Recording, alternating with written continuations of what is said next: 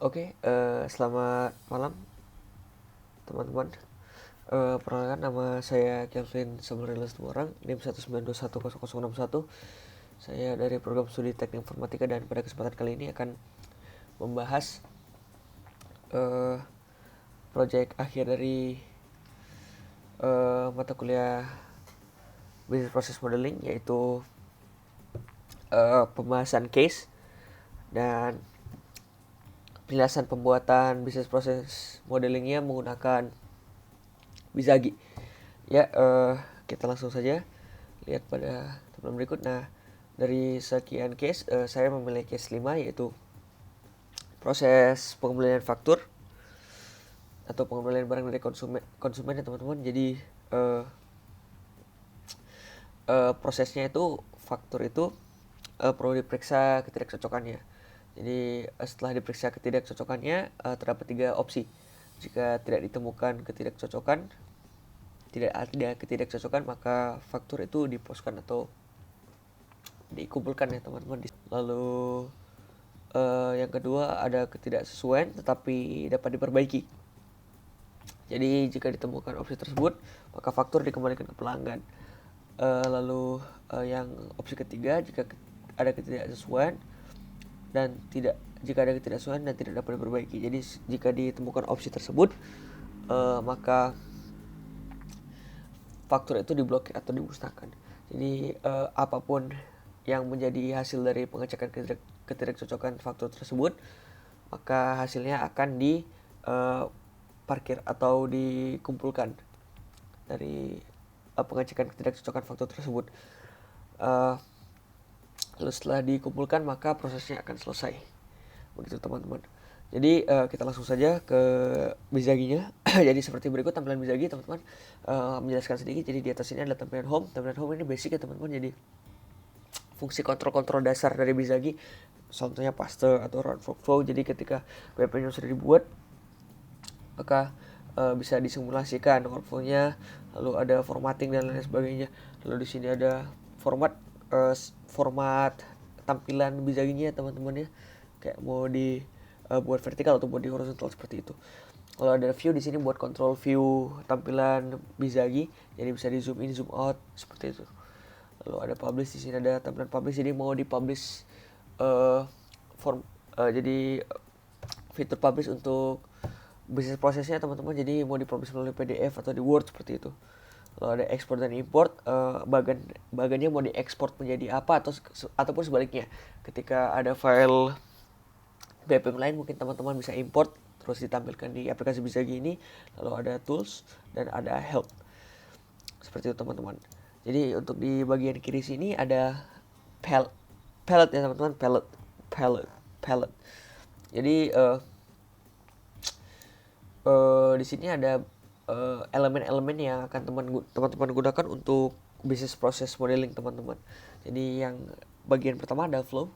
Jadi flow dari business process tersebut ada bagian proses, ada bagian event, ada bagian gateway. Lalu ada data di sini untuk menerangkan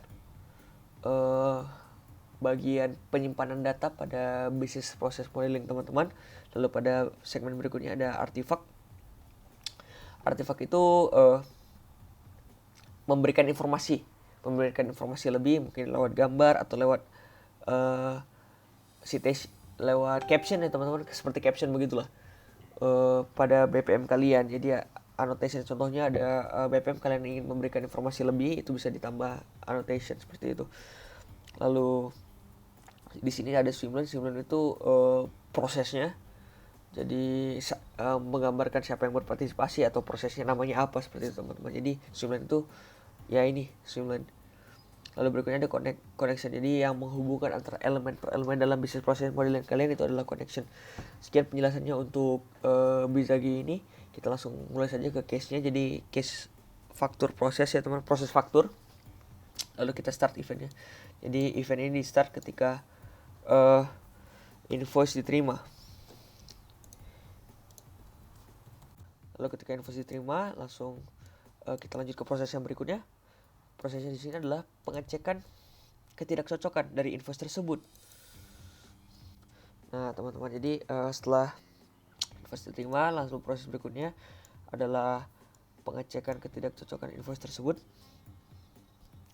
Lalu kita masuk ke gateway. Nah gateway di sini diberi marker teman-teman, gara-gara ini merupakan eksklusif gateway database. Jadi hanya menerima satu jalur. Nah jalur tersebut itu ditentukan berdasarkan data teman-teman. Jadi apapun yang, jadi kan tadi seperti ada 3 opsi ya teman-teman. Habis dari pengecekan langsung kita gambar saja terlebih dahulu 3 opsinya. Jadi yang pertama itu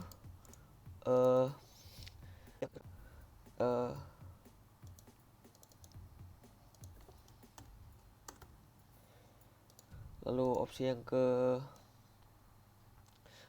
ada menemukan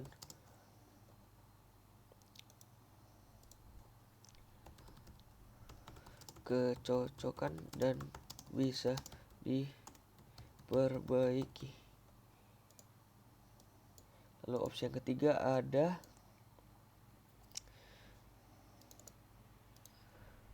menemukan kecocokan dan tidak bisa diperbaiki.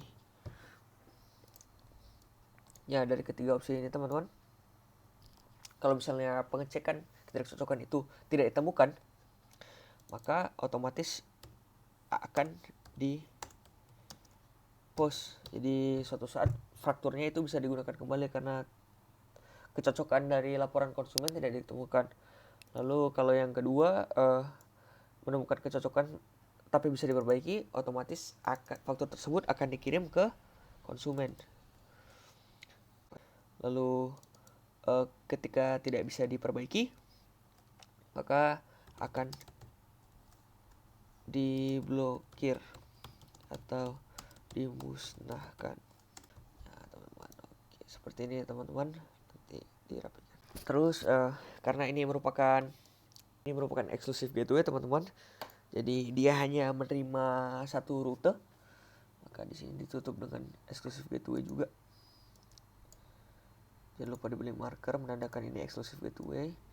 Jadi dia hanya menerima satu jalur, dan jalurnya itu berambil dasar datanya itu ini teman-teman. Jadi ketika tidak menemukan kecocokan dan lain sebagainya, seperti ini, kita sambungkan dulu. Iya, seperti ini teman-teman. Maka kita tiba pada proses yang terakhir, yaitu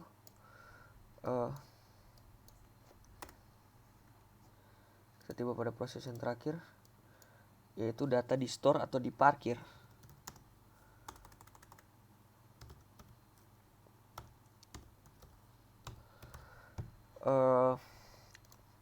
Hasil dari invoice, apakah entah dia tidak menemukan atau menemukan bisa diperbaiki atau tidak, maka akan di store seperti itu dari invoice tadi teman-teman. Jadi di store untuk dikirimkan kembali ke, apakah itu entah dikirimkan atau di post atau diblokir, seperti itu teman-teman. Lalu prosesnya pun berakhir